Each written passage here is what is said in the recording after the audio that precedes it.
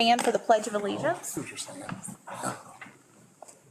I pledge allegiance to the flag of the United States of America and to the republic for which it stands, one nation, under God, indivisible, with liberty and justice for all.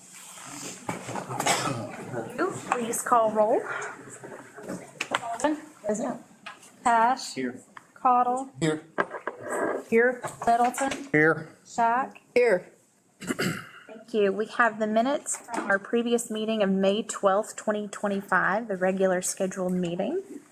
So moved. Second. Are there questions or discussion? Okay, please call roll. Baldwin. Yes. Cash. Yes. Caudle. Yes. Beasley. Yes. Littleton. Yes. Shack. Yes. Thank you. Under the public comments section, I'm going to try not to butcher your last name. Is it Pekarski? Did I say it right? All right. Stephen is here from KLC. You can remember back in the workshop and then also budget planning, we talked about some different money market type of accounts that KLC offers. And so we thought the next step was to bring KLC in and talk to you all a little bit, do an introduction to what they offer, and so he's going to lead that discussion. Is there any certain location you all have? If you could, we have a mic up there that streams the audio for us. Thank you. I'll try not to unplug anything while I'm You're fine, don't situated over here. As the mayor alluded to, my name is Stephen Pekarski. I'm with the Kentucky League of Cities. My role there is twofold. It's really financial services, is the umbrella. The other one is an educator. But within the financial services umbrella, we talk about the bonding side. And we also get to talk about investments. So whether you want to be in the black, you want to be in the red, I'm really the point of contact for KLC. So today it's coming to talk about why KLC brought back the investment pool, what it can mean for cities, what has it meant for cities, and what it can mean for Morehead. Why we brought it back, 2019, we had a major expansion to KRS 66480, which covers all your bank account relationships, whether that's a depository-like relationship or it's an investment position. State legislators said we need to provide some sort of expansion opportunity for cities to have another tool in their toolbox that doesn't start with the letter T. They said we need to give you all revenue diversification, and this is what when they put their heads together, this is what came out of it.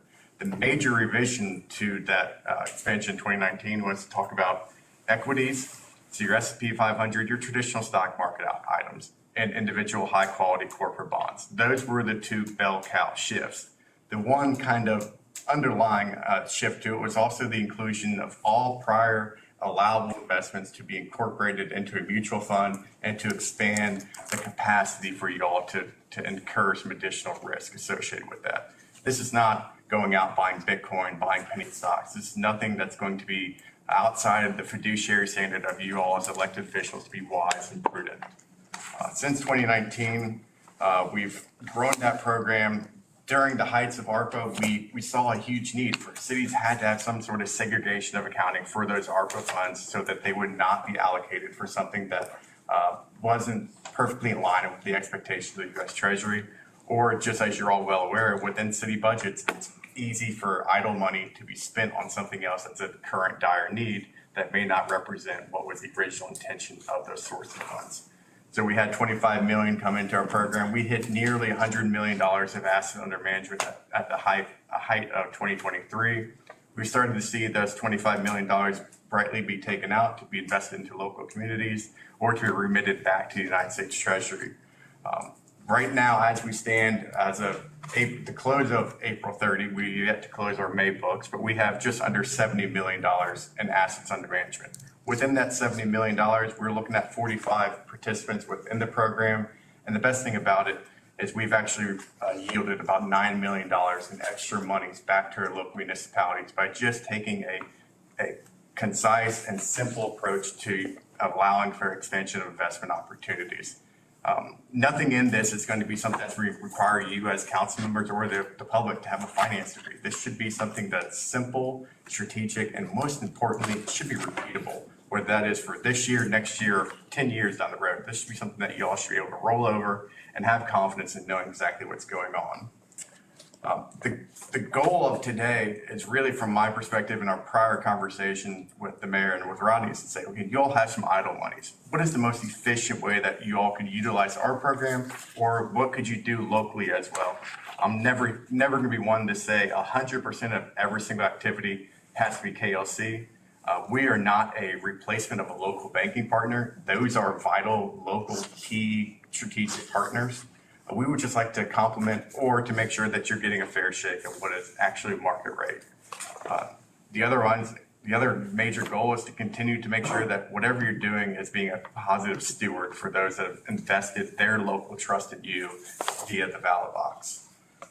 You have two main packets I handed out today. One is kind of really long in the tooth. It's almost a prospectus. I'm not going to bore you all. I love finance, but nobody loves finance enough for me to stand up here and let me go through every single one of those pieces of paper. That just gives you more detail. There will be some charts that we look at to just give a kind of an overarching view of what KLC has done. But the vital piece of paper that I want to highlight for you all is a simple one-pager. And it's a chart on the very bottom that gives a great visual representation of what our ecosystem is and how it operates in cities. This is a chart graph that just talks about where our funds sit in terms of risk versus return. Our least amount of risk and our lowest amount of return is our money market fund account. That money market fund account, as of April close, was yielding a net yield to all participants at 3.97%. That is subject to what the Federal Open Market Committee does and says. If they come and say, we're going to raise rates, you're going to see that go up in lockstep immediately. If they come back and say, we are cutting rates, you're going to see cash come back to being what it was for the past 20 years. Cash was doing nothing. Cash, you rub two nickels together and hope you got a sliver of a penny sooner or later. We've always said tonight, now's not a bad time to just do something. If you've got general funds that aren't going to be allocated within 60, 90 days, it's not bad to let them sit there and earn some money for you. Moving up on that risk scale is we get to the Enhanced Income Fund, which was a fund that was created after the re-inception of this program based off our conversation with city officials, city clerks, city treasurers. They came to us and basically knocked our door down and said, please, for the love of God, get us something that is going to replace CDs. We're tired of going out every 2 years and talking to every single bank and saying, what is your CD rate? And then moving money from bank A to bank C. If anybody here has changed a bank recently, you know how difficult that process is in the modern day. It's even more so when you're a municipality. Nothing in your world as a municipality becomes easy because you now have certain items that you have to check through. So we just said, okay, what if we take the same premise of what a CD is and incorporate it into an investment position? What we're doing is buying U.S. Treasuries, government securities, commercial paper, trying to capture the prevailing market yield without having the burdensome activity of a CD. Within a CD, which of those banking institutions, but more often than not, you're just saying, I'm giving up every single dollar that I earned within that 12-month, 18-month, 24-month, whatever version of a contract you've entered into. And the Enhanced Income Fund within KLC, we want to remove that kind of penalty action. We want to say, if it's your money, it's much like JG went with. It's your money, you need it now, call us. We'll try to make it as readily available for you.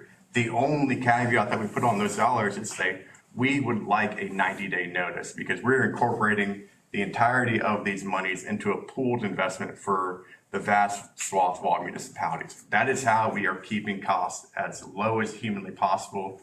Rather than having individual relationships with the cities, you still have your own banking account that shows you have X amount of dollars. This is your current yield to date, but you don't have a one-to-one relationship that's saying we're going out and buying a security or a depository relationship. It's similar to buying an ETF on the stock market. You're putting money in, having the mass work for you, and those returns going back to you based off the stated unit value that you may have. Then as we move farther out, which was really not the topic of our conversation, but I always want to bring it up because I do love the opportunity to say it's important to have a long-term strategic plan when it comes to not only capital planning, but planning your capital to go forward. To say, we have these opportunities, but this is going to be something that the government bond fund all the way up to the S&P 500 fund are your true investment positions. They're similar to how you treat your own retirement account. the best thing I can say for how they're to be used is to be set somewhere and forgot about for a decade, and then come back and have the next elected body look at it and say, we are really happy that the council in 2025 made this decision. But that really wasn't the topic that we were really diving into. It was really talking about what can we do for the money market fund or the enhanced income fund to see, do these align with your all's needs, and do they match what you can find on a local level? I'll pause there to kind of let myself breathe and also see, is there any questions from that brief overload? I know that was basically me giving you a fire hose of information quickly, and I apologize right off the start of your meeting.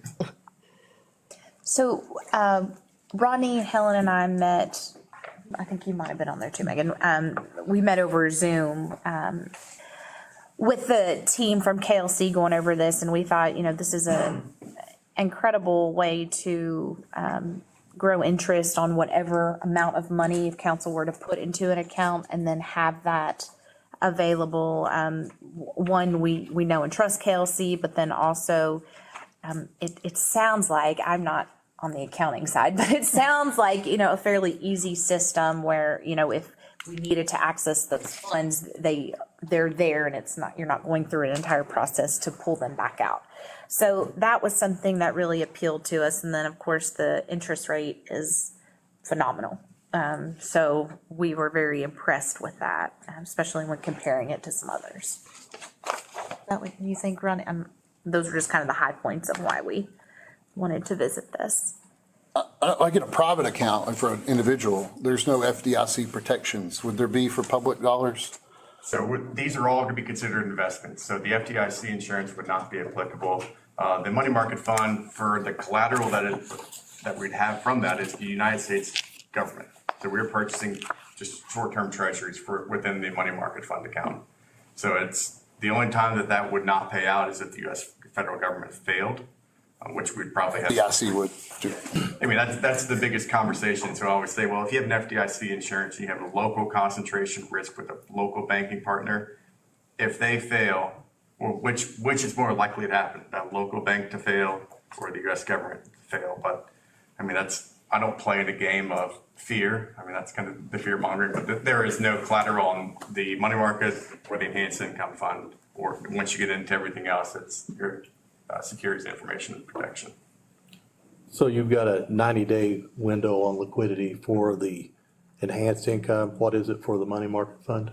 So the only limitation we would have there is if y'all called and said, hey, if you call me tonight and said we need money out of our money market fund account, I'm gonna say we can't do anything until tomorrow because the wire transfer window cuts at 2:30 every day. So just if we run into an issue on a Friday, which more often than not, every single thing happens on a Friday, it would be Monday morning until y'all saw the funds. The one item I kind of glossed over is the word no, because it's a word that's usually not in my vocabulary, but there's no account minimum. There's no account transaction fee to say if we want to move money in and out, it's not your trade transaction there. I'm already blanking. There's no investment limits. Then the only real requirement that you would all have to consider is you do have an investment policy currently. It's a question of when was that adopted. We always want to make sure that if we are capturing new allowable options as municipalities, that we have the most recent and updated policy statement. That policy statement would bring in the inclusion of equities and individual high quality corporate bonds. But just because you have a chainsaw doesn't mean you have to go outside and use it. It's always up to your all's discretion as to what type of vehicles you want to invest as a city. And then if this became a real conversation, we're talking about next steps progressing forward, we would just come back, do a resolution for you all to join the Local Cooperation Agreement Act. That would identify authorized individuals. I think based off your existing policy, that is currently the clerk and the mayor. Those individuals can hold as steady as true. Those are the only two individuals. We or my counterparts at PNC who operate as the investment advisors will take investment advice, including reallocation, distributions, and withdrawals. So that's how that would work. And there are additional procedures you all have in place as a council that would be under your all's basically your operations study there. We would be beholden to those who are identified as the authorized individuals. Y'all have other questions? Yeah. Nice. Thanks, Steve. That's real helpful. So you would actually sit with the mayor and the clerk and say, and look at our budget and say, you know, these are some things that we think you should do with this amount of money and, Yeah, the biggest thing is we'd always start any conversation with what is your goal and what is your time frame. That's really going to kind of be our way we tether to the mountainside. So especially if you move farther out on the risk scale, we will always want to have the ability to come back and say, we did this for X reason.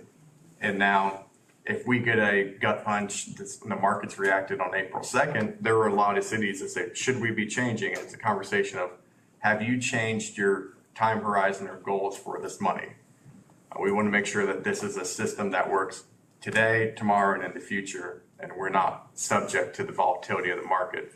I use analogies probably more than I should. Any type of investing is always going to be similar to taking a yo-yo and going up a mountain. That yo-yo is going to go up and down, but so long as you stick to your path, you should hopefully be going up and towards the right on your overall returns. But that would be guaranteeing something, and I can't guarantee anything. So. thank you. Any other questions?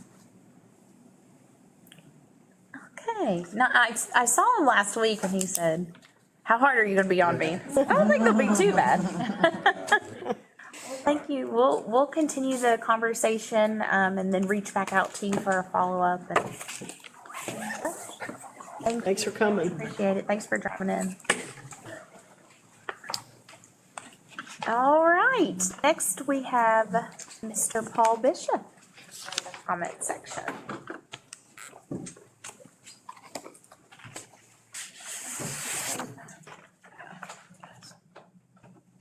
How you going? Good. I had put packets on, I didn't realize I needed to get something for y'all over there too. I was requesting that the city close what is recognized as an alleyway coming off of Kessler Place. Thank you, Rodney, for letting me know that. But that is basically, I was wanting to close that as being recognized as an alleyway. It used to be an old alleyway. I put the original plats from 1923 into there for the Tolliver edition in those packets. And I have not, in my lifetime, I've never seen it used as a coal road or anything. So that's what it used to be used for. And it's overgrown a lot. And I was wanting to put a fence up on the backside of the property and everything. And in order to do that, I would need not have an alleyway there.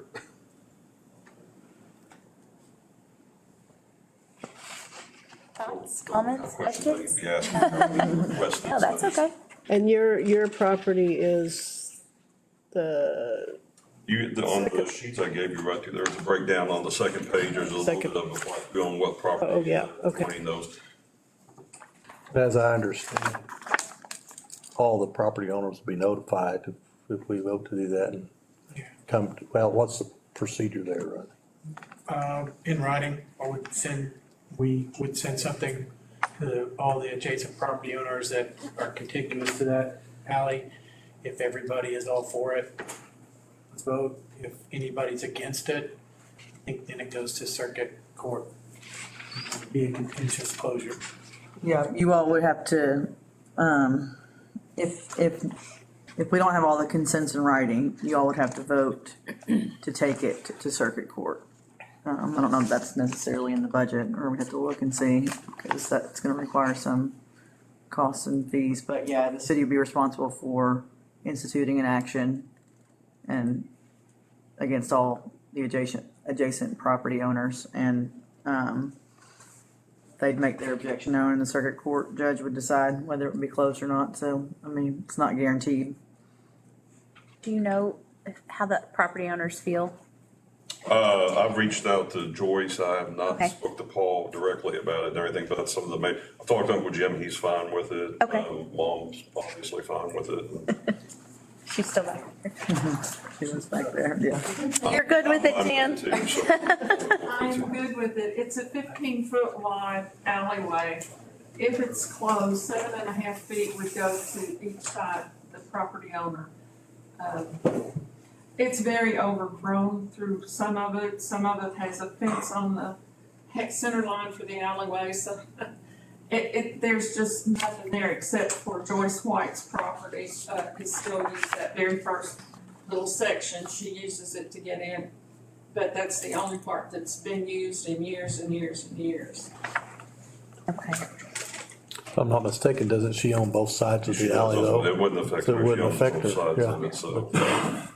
Well, what would Still be have our next access step, to it. Rodney?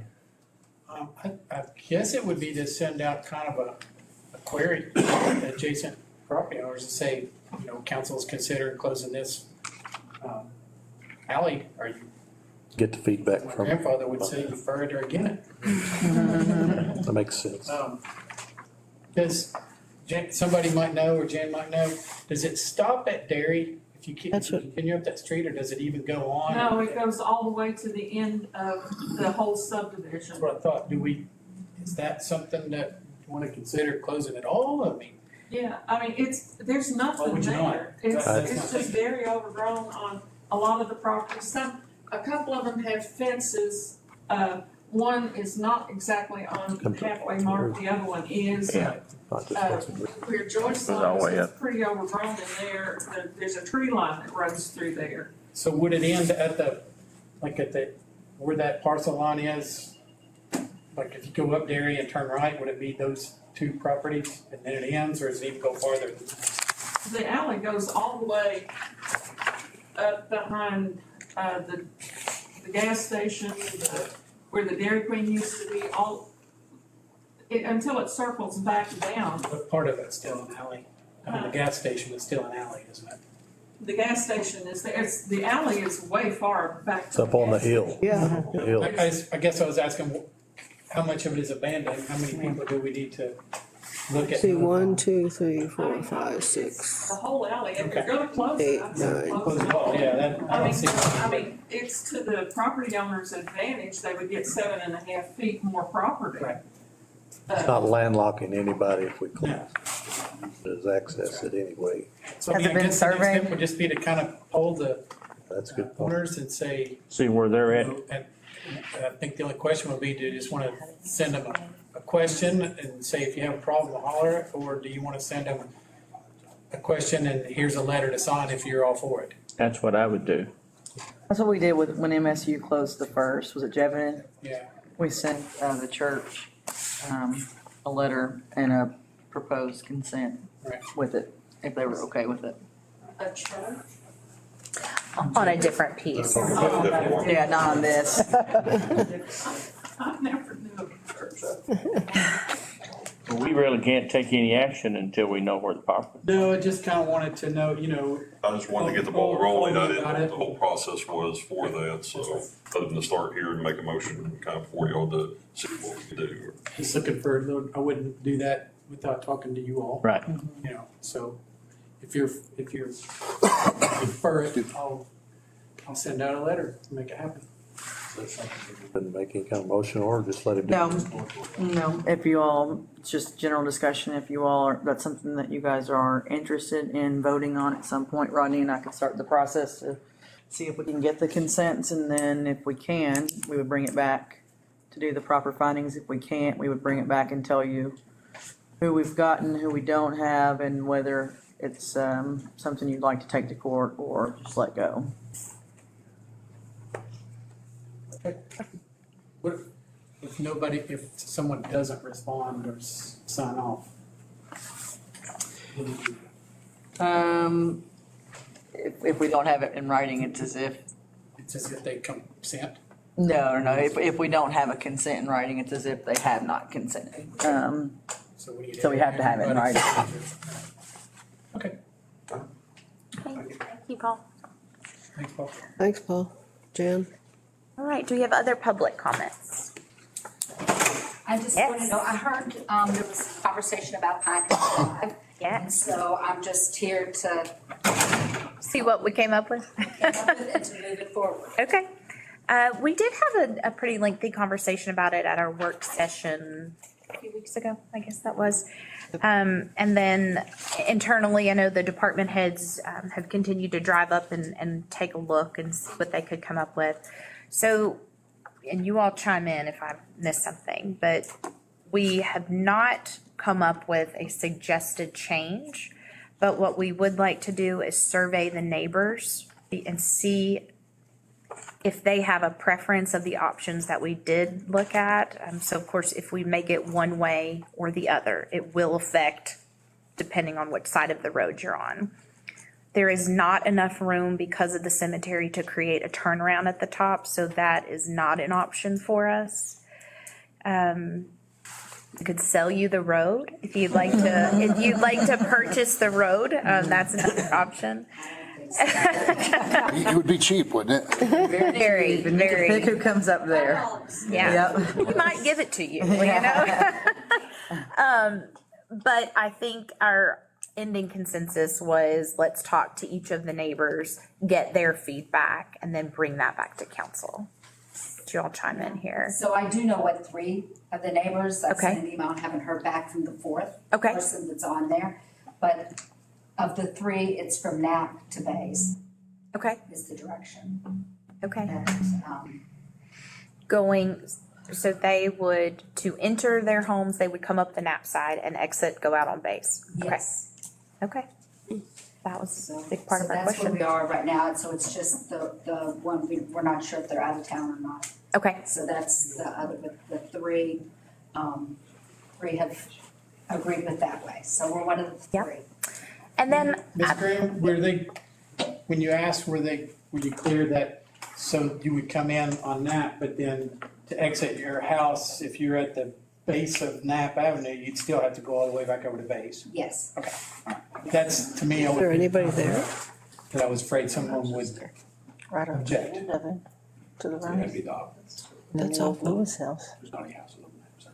I think Angie's house would be the one, if she was Angie's is the one on the that's at the side bottom, entrance. But she's she at can the get corner into of it Pine from- Hill and Knapp. And she just has like a little parking pad area that's off of Pine Hill. Yeah, Her she main only driveway's uses- off of She Knapp. only uses it to pull her car in up there. So then the people on the Bays Avenue side would have to enter from Knapp instead of going at their house from Bays. Right. Yeah. But it would be the other way, if they were leaving, Exactly. they'd have to go the other way Exactly. across, so it's, Right. And then I think, I don't know if they've done it yet, but I know that the no-through traffic sign we discussed, and then Yeah, we putting, talked about maybe putting a note through traffic, or, I don't know, it's a stopgap, but I don't think there is a perfect answer, it's just the least objectionable answer. yeah, but I don't think anybody's gonna obey that. So, the only other, They probably won't obey a one-way sign. no, yeah, there's a little more teeth to it, typically going wrong way on a one-way than the other, so. Greg had a point to consider that I don't know, did he talk to you all? He said if it's two-way, you expect to go up that hill and fear somebody's coming the other way. If it's one-way, you go up that hill not expecting it, and then the person on the other end that didn't obey could. Then they're liable for hitting your front end, right? You know, that'll be the least of the concerns, I think. But it's that, I mean, my daughter almost got hit the other day when she was putting the trash in the trash can. So somebody coming up from the Bay side and over just about hit her the other morning. Is there a speed limit sign on that road? there it is. Yeah, I think so. I think there's one coming both directions. Is it what, 10 miles an hour? 15 or. Honestly, I don't know. Well, I think I actually took a picture. I think it's 20. 20, It's usually 20 unless we've adjusted in the past, I don't remember. which is a little fast. Yeah, 20 is a bad speed. That's right here. Yeah, oh, yeah. Going airborne. Well, Okay, well, we'll just continue down that path with the conversation of the neighbors, and if you want to send us Yeah. your conversation, that would speed that up for us too. So, and, yeah, my mom was on the phone with them today. Okay, So we have that, it's just the one, Maybe hook those 3 people up with me, and then I'll try to reach out to the, I I guess, the could send you an email, fourth and last, right? yes, Okay. yes. yep, and then ultimately, council will vote on it, and It's not much change, 2 votes. so 2 readings. Jeff, you might have been the one that said, somebody said, you know, if they're all in consensus, we can try it. If it doesn't work, we can always change it back. After 2 more readings. That's the only thing. Okay, Thank you all. no, yeah, thank you. thanks for We will move on into quarterly reports, and first we have Holly with the plant board. It's been a while since I've been here to see you guys. Yeah. We've had a lot going on since then. Absolutely. Our last regularly scheduled meeting was April 28th. We didn't have a May meeting because we had some conflicts of schedule. So our next regularly scheduled meeting is on the 30th of this month. So as for the April meeting, the water revenue is over budget by $278,000. The revenue for sewer is $132,000 less than budget. Water plant expenditures are $70,000 under budget. The sewer plant expenditures are $49,000 under budget. The maintenance department is $191,000 under budget. And our stormwater revenues are $7,600 less than budget, but our expenses are below. So that means they net out favorably. Of the $787,250 in capital, we've spent $718,000. The water plant. So the water plant's complete. We can do a little dance now. So the water plant's complete. The raw water intake is complete. The raw water line that brings the water from Cave Run to the plant is complete, and the finished water line that takes it away, it's all complete. Right now, we're working on the third phase, which is the construction of a water tank.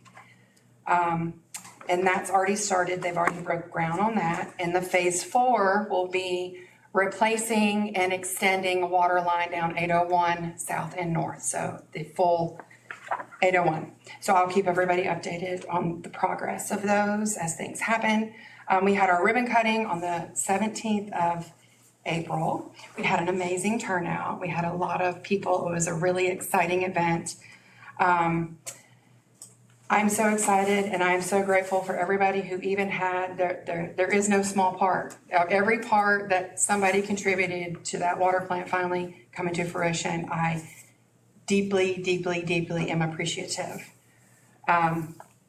We will be demolishing the old plant and the old raw water intake, which is there off of 801. And I would like to extend the offer for anybody to come and tour the plant. Edna's already got some that are wanting to come.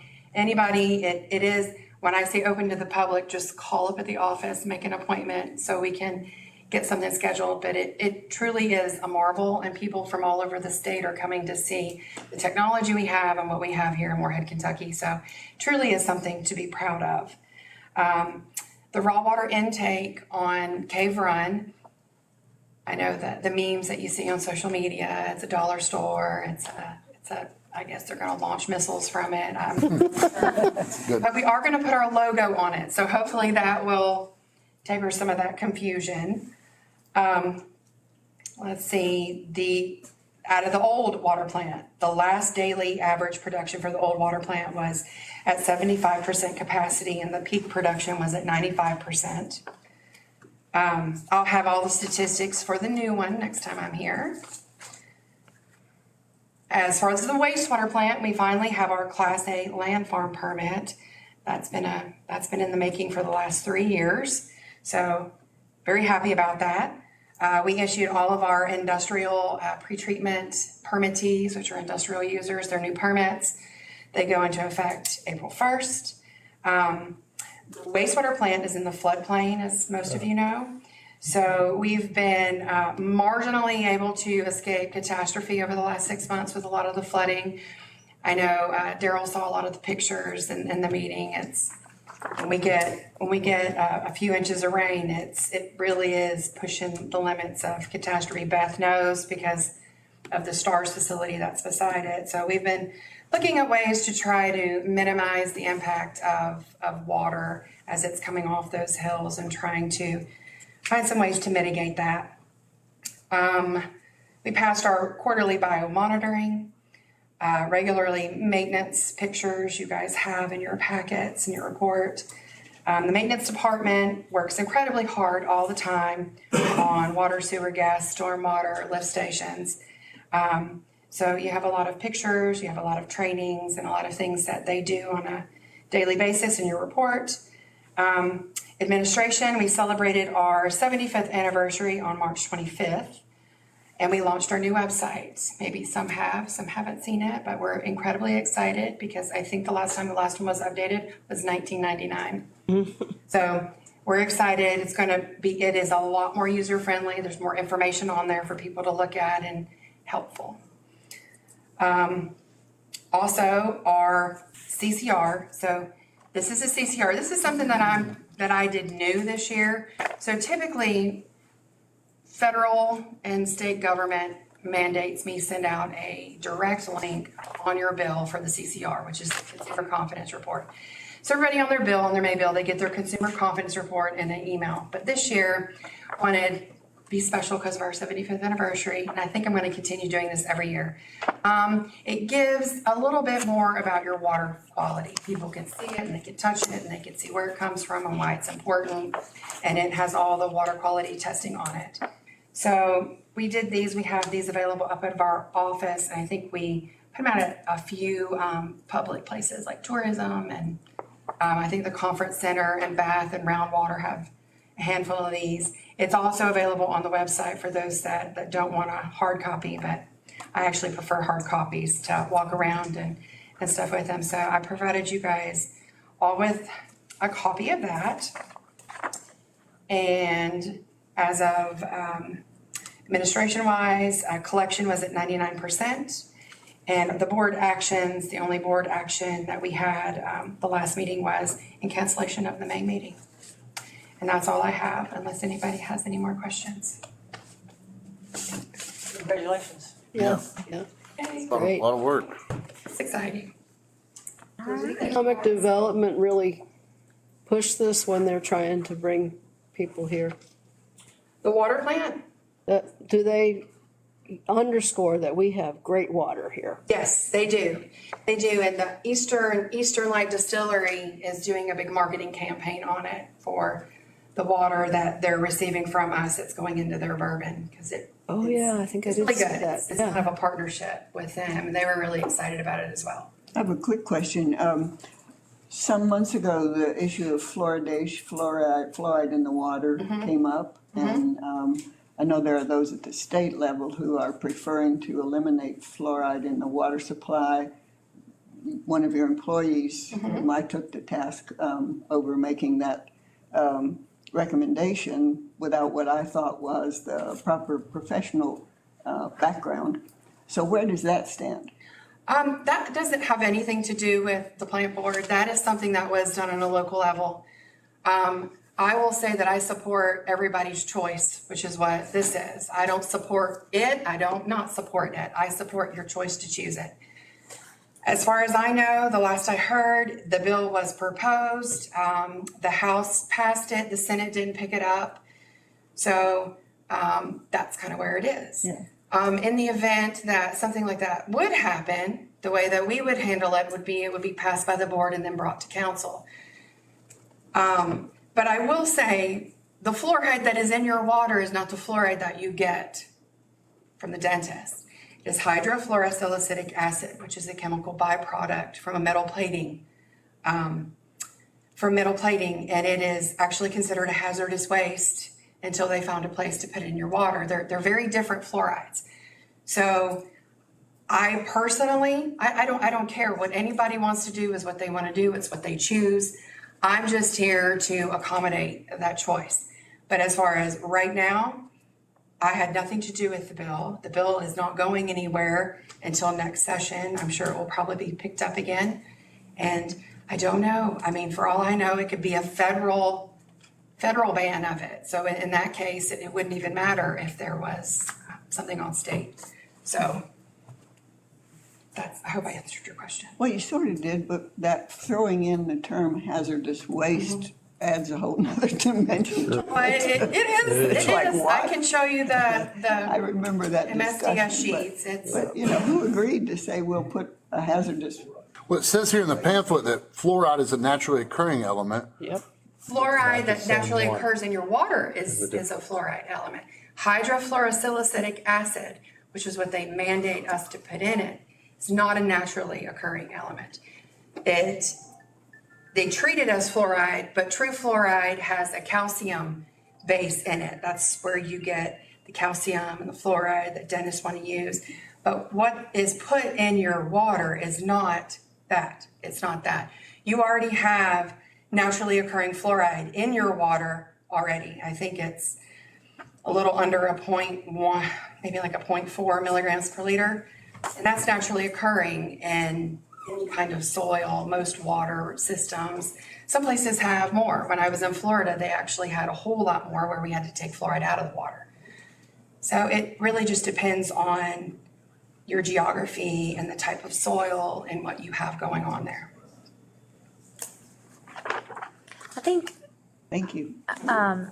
Yvonne, I think the bill, we're already seeing some traction on the KLC legislative side, that it's going to have traction again the next session. So I'd expect it'll come back up soon. Yeah, I expect it will. Thank you, Holly. Can I say? Yeah. Yeah, so in addition to Holly's knowledge about it, I've had conversations with Dr. Jeff Garner, who had a lot to do with the water in our community. He's a biology professor. And when I first said something to him, he was like, kind of, well, why not? And then I ran into him again, and he said, I have studied it a lot more now, and I would love to come talk with you all if it comes up again. So we have another expert to help us. Good. Yeah, I think we need to be very well informed on that, because there's a lot of data that supports it, and then there's a lot of data that is very opposed to it. And like anything else that comes into the public discussion, there's misinformation on both sides. All right. Thank you, Holly. Thanks, Holly. Next on the agenda, we have downtown Morehead.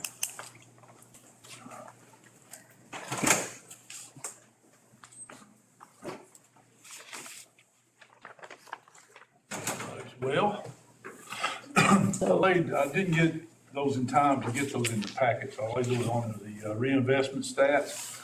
Take a look at those. That's what we report quarterly to the Sheriff Council. That's basically keeping the health of the city. Are we investing or are we not? We have private investment or do we not? One thing I will note on those, you'll see a big job number there at the top.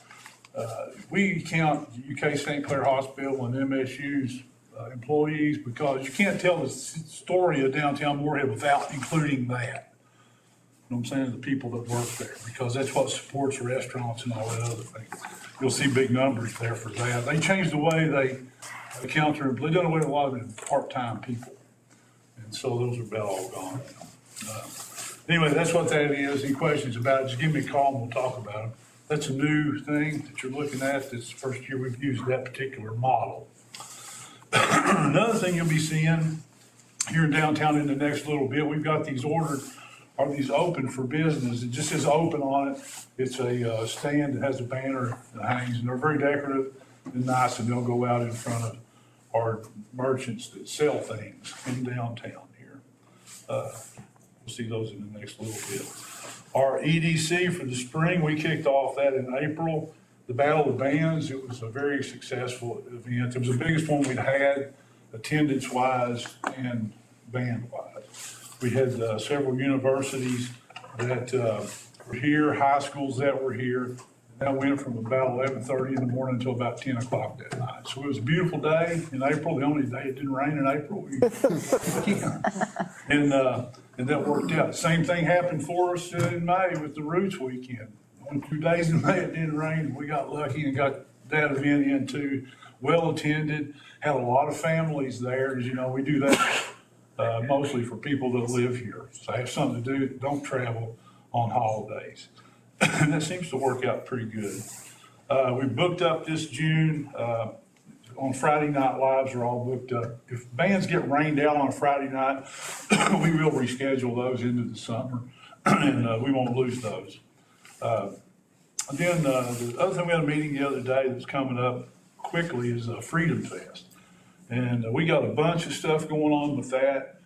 This is the first time I contacted the 202nd Battalion of the Kentucky National Guard. I don't know if y'all know this or not. They have a band, a marching brass band.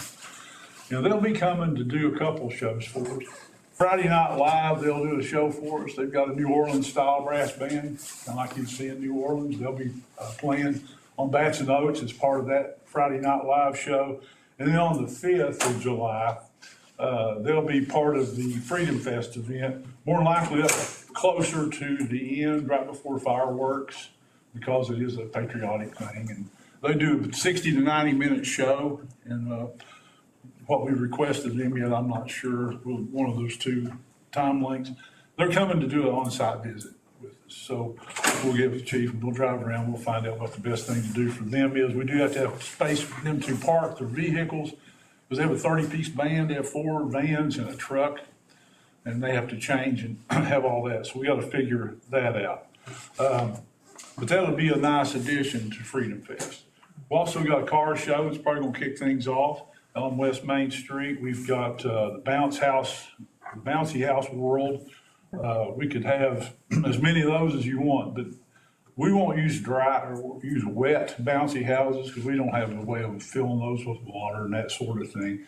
So we'll use dry bouncy houses. And my latest thought is to put those down on that straight stretch right down before you get to the Moonlight stage, because the bouncy house people will have a lounge type area for parents and folks that want to come and bring their kids and hang out there. They'll have a little spot for that. So I want the Moonlight stage to be a good place to do all of that. We're not using that for music this year. The gospel stage will be in front of the Folk Art Center like it has been in the past.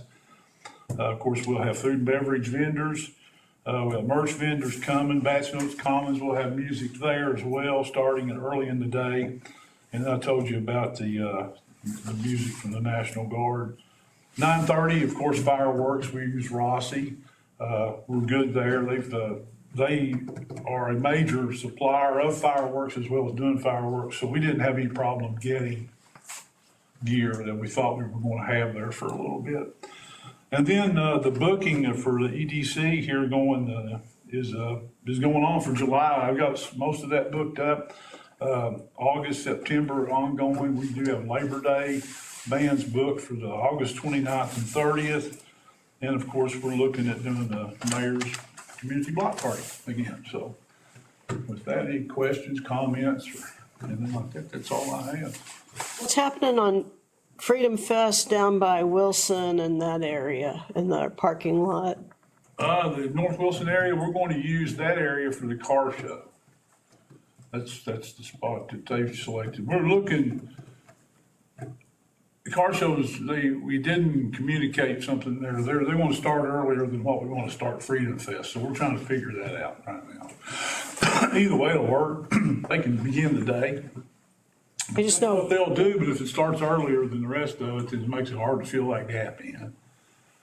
So we could, put the marching band down there. We could do that later on in the day. Certainly, because we use Citizens Bank lot to park those people. But dressing them, having a place to dress, because they wear a full military Class A uniforms and do the whole thing, So maybe the conference center would be a place to put them to dress them, because they have restrooms and parking lot.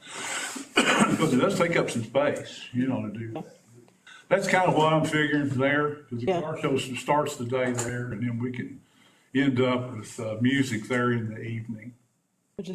I know some of the merchants on that end have had concerns about getting people down to that end. Yeah. There's lots we could talk about at that. Yeah, okay. We won't talk about time with that right now. Sounds like you're thinking about it. But Todd, thank you for putting all this stuff on, man. Yeah. I mean, it brings a lot of culture to our community we wouldn't get without your and your team's help, mainly you. But thank you. It's all, you've always done a lot for us. I appreciate it. Money well spent, I think. Appreciate y'all. Anything you need, holler at me. Thanks, Tony. Thanks, Tony. Tony. On Wednesday night, we got the Main Street Awards, Kentucky Main Street Awards. We applied to win a couple. We hope we come home with a couple trophies. So I nominated Bats and Oats Commons as the outdoor project of the year, and I nominated Jennifer Anderson for, I forget the exact name of the award, but it's someone who works hard to promote downtown and Main Street. And hopefully we can bring the trophies home Wednesday night. Anyway, thanks. Thanks, Ed.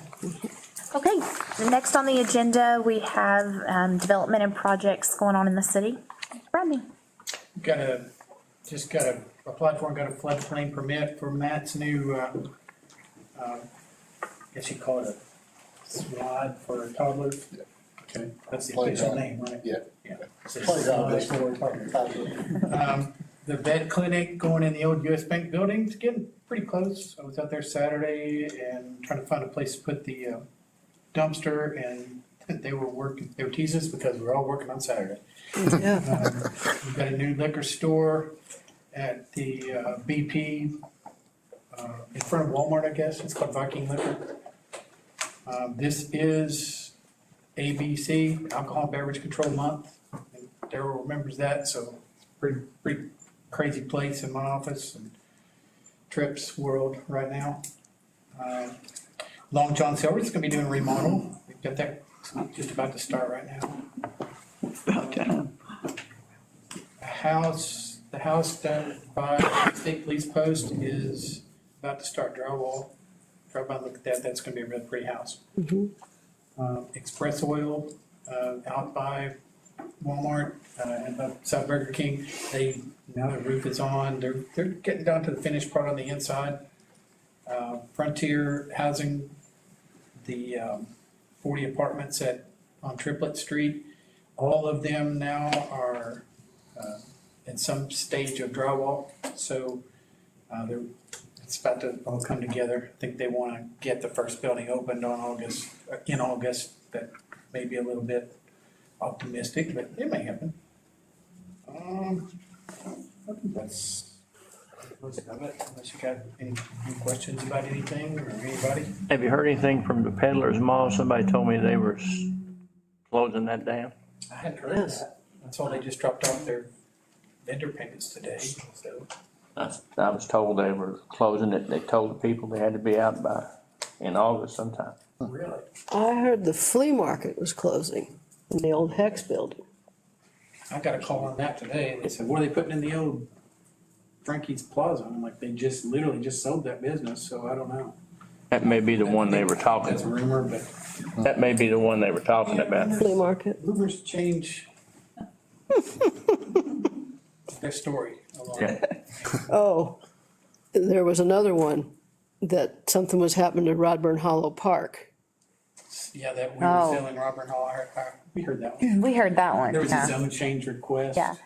There For a was little tiny, For a little tiny sliver after the park, on a Yeah. piece of privately owned property. which got turned into the city was selling Rodman Park. Yeah. Yeah. but we're not. We're not, unless you think it's a good idea. No. No. Asked about that one too.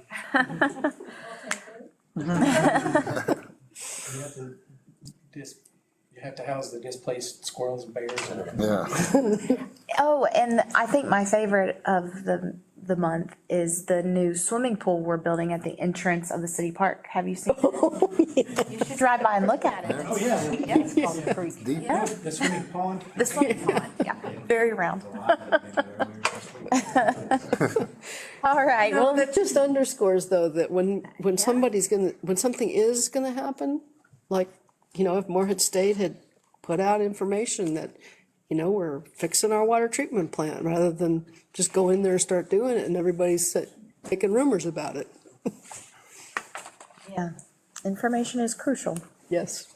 Okay, under the general business agenda, unfinished business, the first item is the second reading of an ordinance amending the Morehead Round County Tourism Commission annual budget for fiscal year 7/1/24 through 6/30/25 by estimating revenue and resources and appropriating funds for the operations of tourism and convention services, budget amendment 1. Motion. Second. Any questions or discussion? I know we went over it last month with Joy. Yep. Okay, please call roll. Baldwin, Yes? Cash, Yes. Caudle, Yes. Beasley, Yes. Littleton, Yes. Shack, Yes. Item 2 is the second reading of an ordinance amending the Morehead Round County Tourism Commission annual budget for fiscal year 7/1/24 through 6/30/25 by estimating revenue and resources and appropriation funds for the operation of tourism and convention services, budget amendment 2. Motion. Second. Same thing, Joy went over that last month with us. Please call roll. Baldwin, Yes. Cash, Yes. Cottle, Yes. Paisley, Yes. Littleton, Yes. Shack. Yes. Item 3 is the second reading of an ordinance of the Morehead Round County Tourism Commission annual budget for fiscal year 7/1/25 through 6/30/26 by estimating revenue and resources and appropriation funds for the operation of tourism and convention services fiscal year budget. So moved. Second. Any questions or discussion? Okay, please call roll. Baldwin, Yes. Cash, Yes. Cottle, Yes. Paisley, Yes. Littleton, Yes. Shack. Yes. Item 4 is the second reading of an ordinance adopting the City of Morehead annual budget for fiscal year 7/1/24 through 6/30/25 by estimating revenues and resources and appropriating funds for the operation of city government, amendment number 2. Motion. Second. Questions or discussion?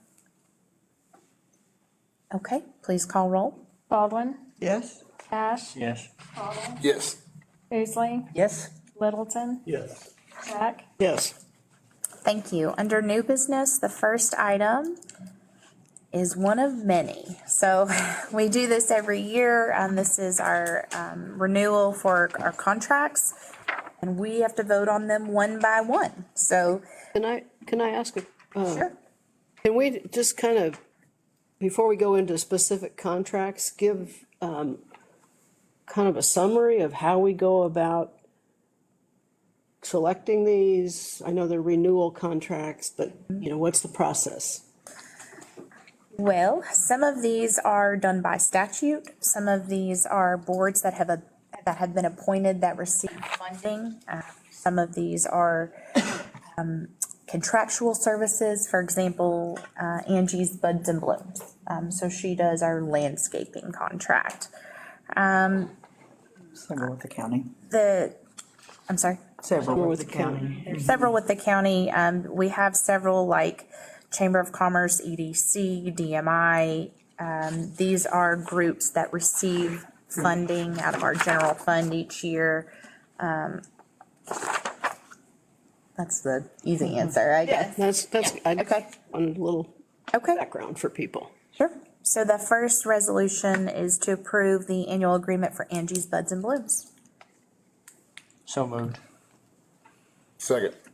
Questions or comments? Are there any substantial changes to this contract from what's been done in the past? There's not, this does include, so we amended it last year to include First Street at the completion of the streetscape project, so that's included this year. I'll ask a question. What's the limit on a contract before it has to be let for bids? Is there restrictions there? Is it Procurement? 48 now? I think We have 48,000. Yeah, we have a purchasing policy and then there's a statute on it, which is just increase. And it may be, it was 40, so we might need to amend our purchasing policy to increase that. But we follow standards, so for professional services, you don't have to bid it out. So things like on here, whoever does our audit, IT. so any of the professional services by statute, you're not required to bid out. If you're giving, I think our purchasing policy is more than 5,000. And we require department heads to get 3 bids to Helen, if they can get them. And Or quotes. Or quotes, yeah. And a lot of times, if we bid something out, or if they try to get quotes, you can't get them. You get them from one group and that's it. And we document that for the auditors. Yeah, and then if it goes over the amount, we have to actually publish in the paper and put out an RFQ on it, and which is what Hinkle did and later on number 2 that you'll see. But if it goes over the amount, we do have to actually publish that. Any other questions? So, the flowers look good. Yeah. Along the street, it's really nice. The contract itself, though, doesn't say anything about, it just says clean the flower beds along this First and Main Street. It doesn't say anything about adding any additional except for the hanging pots. Is there 18 of them. 8 pots, yeah. Yeah, I mean, the plants that are there, unless one dies, that. So they just, They're designed to spread and be trimmed and, yeah. There was never the intent to keep adding plants to it. okay. Now, obviously, that's subject to change. If you want to add some plants, Quote it start a from. movement.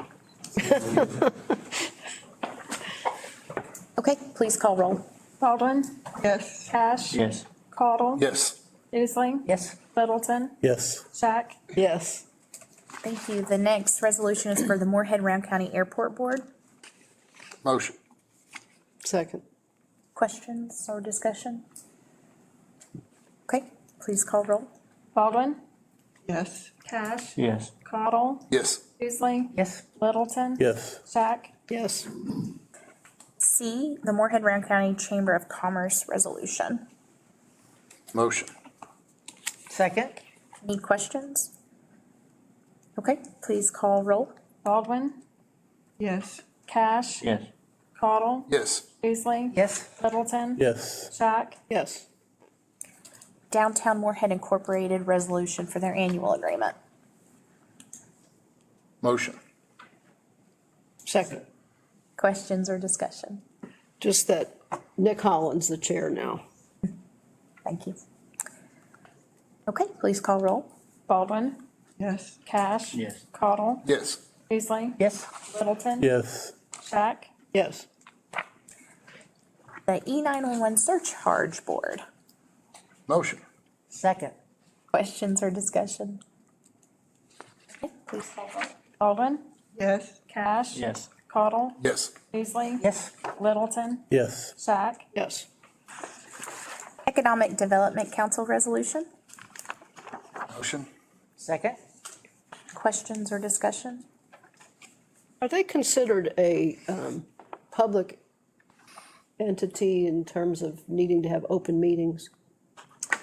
They're set by statute, but I don't know what their guidelines are. I know they post their agendas and the. I know they're a nonprofit, but since we put money into them and the county puts money into them, if they are, more than half of their money is, Yeah, I mean, they're. Are they doing they're- something that you think is not complying? no, I'm just asking, just for information. Okay. Yeah, so there's a definition of public agency in your.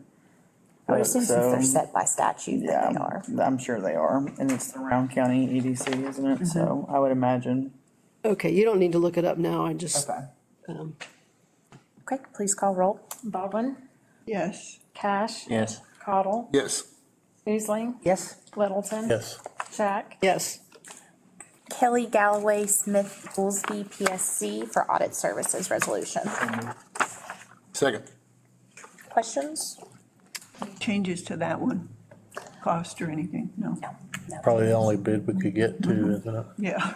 Yeah, and I was telling Edna earlier, they do switch out the people that come in and do the audits each year as required to do. Please, So you, so they get fresh eyes each year, I guess. okay, and do they, I mean, is there a way that they could report that these are the people who did the physical audit and, It's in the audit, isn't it? They're all in. and their names are in the audit? Okay, yeah. Please call roll. Baldwin, Yes. Cash. Yes. Caudle. Yes. Easley. Yes. Littleton. Yes. Shack. Yes. PAX Inc. for our IT services. So moved. Second. Any questions? Please call roll. Baldwin, Yes. Cash. Yes. Caudle. Yes. Easley. Yes. Littleton. Yes. Shack. Yes. The Round County Emergency Management. Motion. Second. Questions or discussion? Please call roll. Baldwin, Yes. Cash. Yes. Yes. Easley. Yes. Littleton. Shack. Yes.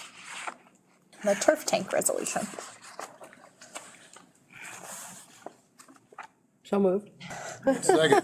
I didn't hear it. I was waiting on somebody. The last one, it's like, So I had a conversation, Ahead of me. say any questions or comments? oh, yeah, go ahead. Okay, I had a conversation with Matt earlier today because every time I look at that dollar amount, I kind of go, ah. And he shared with me some things that I think are important for the public to know, if you don't mind sharing those. And when you see that dollar amount, everything that used to be spread out for the same process is now allocated into one lump sum, so it appears. So personnel and all of the materials and. Not even including personnel, but, and I think Coach Cash, he's been around it a whole lot. Prior to this, you had to use aerosol-based cans, which are high pressure, so you could only spray on grass. We're talking about playing baseballs, softball fields, things of that nature. And then once you would get to the dirt, you would have to use a chalk liner and use bag chalk. You're looking at aerosol cans are over $6 a can, 12 cans per case, go through a couple pallets of that a year, a couple pallets of filled chalk lime. So not only is it as economical, at least it is also more environmentally safe, because again, high pressure systems, you're getting aerosol into the air, you're putting down chalk on fields. So what we use is a water-based system that is low pressure. So once you program it to do so, it'll paint an entire field, and where it's low based, it can actually spray dirt as well without blowing itself out, essentially. And then you've got the waste of every single can that you put into the system, every single box, every single bag. So it just eliminates all that. And the paint that you get now comes in a container that you all use the containers again for maintenance and other things. That actually has provided enough paint to paint for an entire year. And it comes in, I think, like 8 5-gallon buckets. So that with water-based down, it'll make you like 50 buckets. So those buckets, you can't get enough buckets in a city park. I'll just tell you that. So yeah, everything is just. Okay. That always makes me feel better. Thanks. Not to mention the time that it saves, staffing alone. Yeah. It's very cool to watch it. Yeah. It's completely GPS based. So for instance, the pickleball court on First Street, that's how you do that. You never have to measure. It's always going to be exact. So when you put poles in ground, it's always going to line up. Football fields, soccer fields, baseball fields, and the new pickleball tennis courts that we're going to use, that'll be the same system that we use for that. You just plug and play, GPS, put coordinates in. You need to do a show and tell. Video, yeah. We don't have time for showing. Good answer. Okay, please call roll.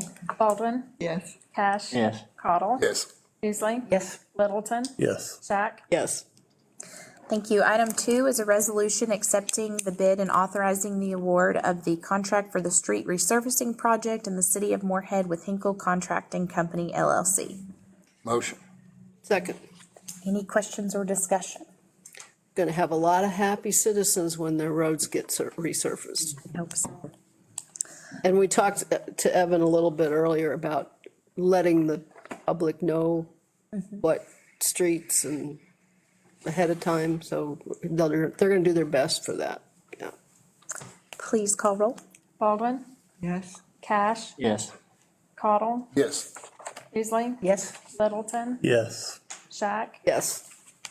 Item 3 is a municipal order for the city of Morehead approving the mayor to appoint Ed McNeil to the city of the Morehead Properties Maintenance Appeals and Review Commission. So moved. Second. Any questions or discussion? Just other than, I spoke with Rodney today on what the procedure will be like, if you want to,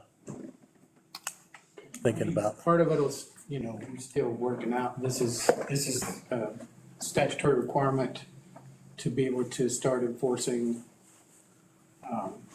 abandoned and blighted properties, in short. It's the first step.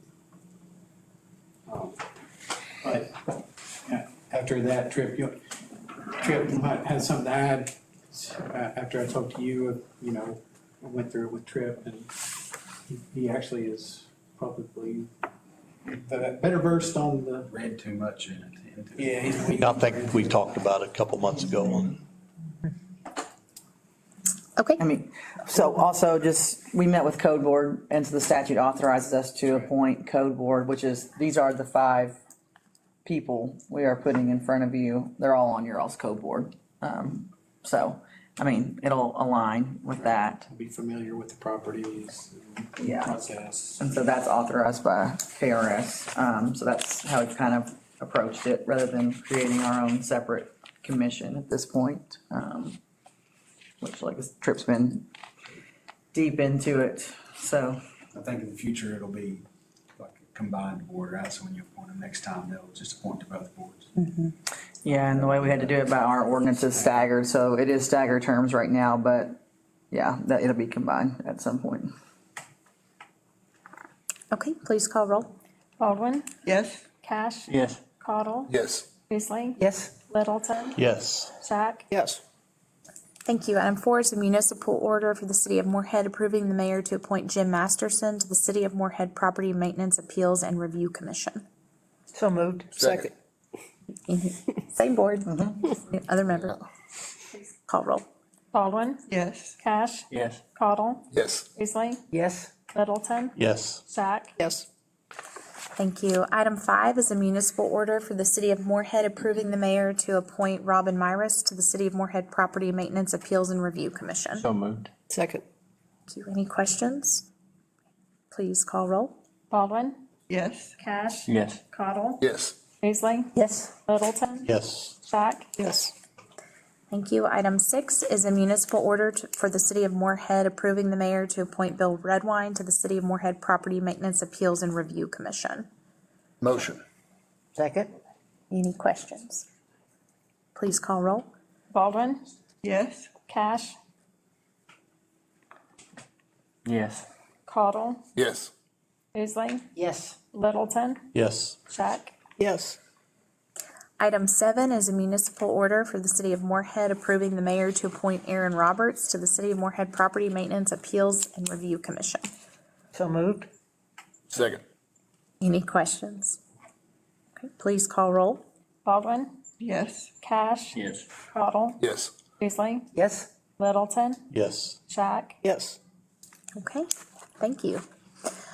I think this is the last time we will meet before Freedom Fest, right? I think it'll be before our next. Oh, yeah.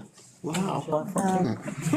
So be on the lookout for that, more information.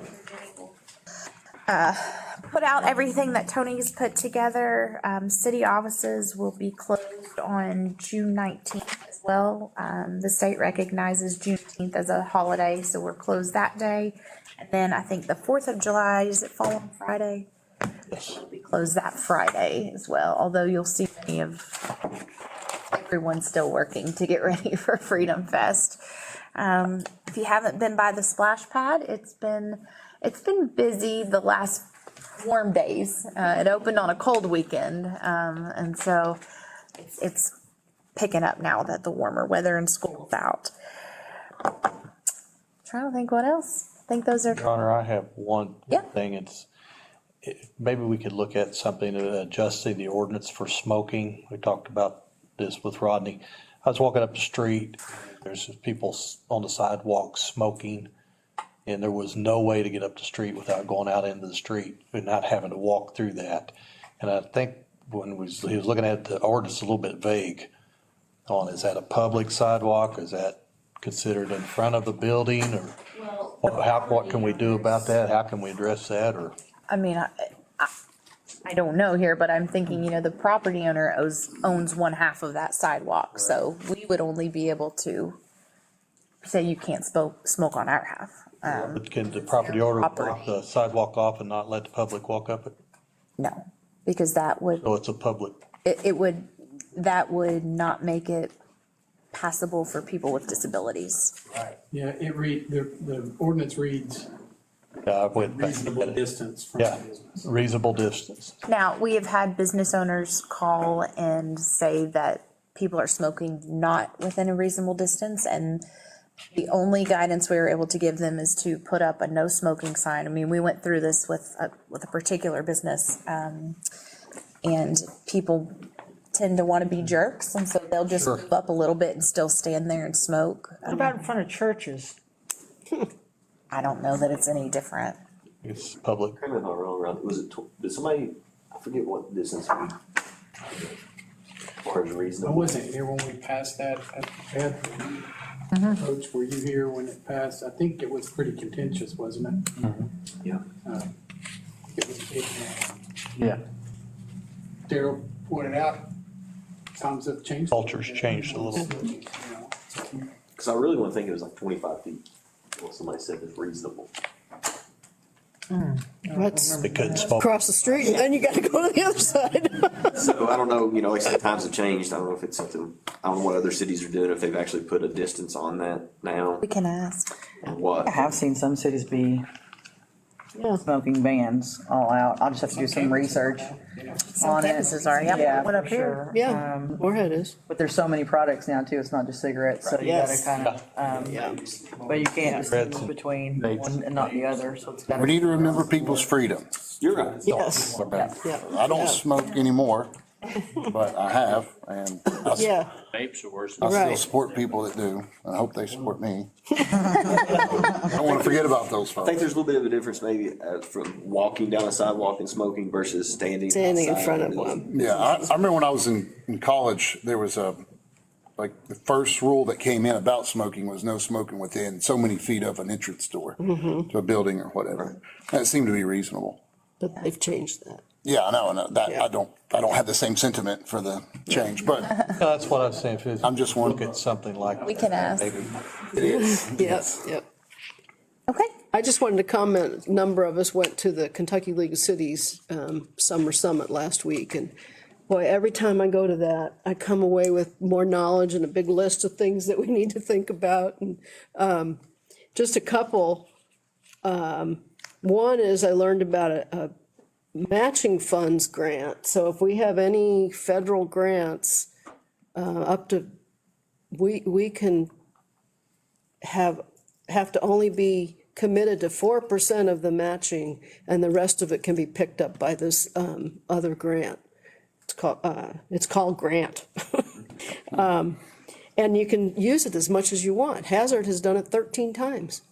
So we need to be, and no one in the GAD district had used it yet, so we need to be aware of that, I think. Talked to somebody in the public works person in Prestonsburg, and he had some ideas about how to do sidewalk snow removal. So we can talk to them a little bit about that. But it's just, you learn so much from the sessions, but you also network with other people and hear about what other people are doing. So just wanted to share a couple of things about that, so. It's a good one. Okay, with that, do I have a motion to adjourn? Motion. Moved. All in favor? Aye. Hi. All right, thank you all.